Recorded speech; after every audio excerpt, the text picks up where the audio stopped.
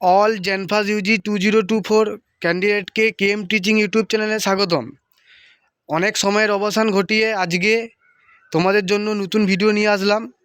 Spot counselling বা decentralise counselling কিন্তু তোমাদের হবে এই বছরে, অর্থাৎ 2024 সালে যারা জেনফাস ইউজি পরীক্ষা দিয়েছিলে। তবে যারা বিএসসি নার্সিং ক্যান্ডিডেট তাদের জন্য এই ভিডিওটা নয়, এটা শুধুমাত্র প্যারামেডিক্যাল এবং বিএইচের জন্য। আমি তোমাদেরকে অনেক আগেই বলেছিলাম যে এবছরে কিন্তু স্পট কাউন্সিলিং হবেই, সিট কিন্তু ফাঁকা থাকবেই। তো সেটাই কিন্তু শেষ পর্যন্ত দেখা যাচ্ছে। The West Bengal university of health science থেকে নোটিশ পাবলিশ করেছে, তোমরা দেখতে পাচ্ছ। ঠিক আছে, 13ই ডিসেম্বর 2024 সালে যে নোটিশটা পাবলিশ হয়েছে।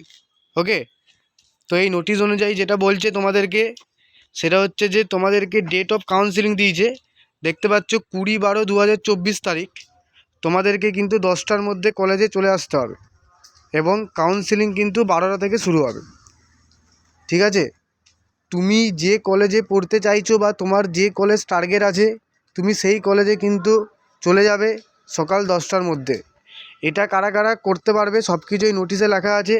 যারা যারা এই বছরে জেনফাস ইউজি পরীক্ষা দিয়েছিলে তারা কিন্তু তাদের একটা ভ্যালিড র্যাঙ্কার আছে, এবং যারা কিন্তু এখনও পর্যন্ত কোনো কলেজে কোনো রাউন্ডে চান্স পাওনি তাদের জন্য কিন্তু স্পট কাউন্সিলিং। ঠিক আছে, পুরো নোটিশটাই তোমরা দেখতে পাচ্ছ। এখানে এসটি এসসি ট্রান্সফার হতে পারে, ওবিসি এ ওবিসি বিতে ট্রান্সফার হতে পারে। এবারে কলেজের লিস্ট আছে, কোন কোন কলেজে কতগুলো করে সিট ফাঁকা আছে। ঠিক আছে, বিভিন্ন যে ডিপার্টমেন্ট বিএসসি যে প্যারামেডিক্যাল কোর্সগুলো আছে তাদের সমস্ত institute name, branch name, general, OBC A OBC B, SC ST EWS total কতগুলো করে সিট ফাঁকা আছে সব কিছুই কিন্তু এই নোটিশে লেখা আছে। ঠিক আছে, আমি যদি বিএইচের কথা বলি সেটাও কিন্তু এখানে পেয়ে যাবে তোমরা। আমাদের কলেজ অর্থাৎ college of paramedical and allied health science, এইখানে কিন্তু তোমাদের জন্য সিট আছে।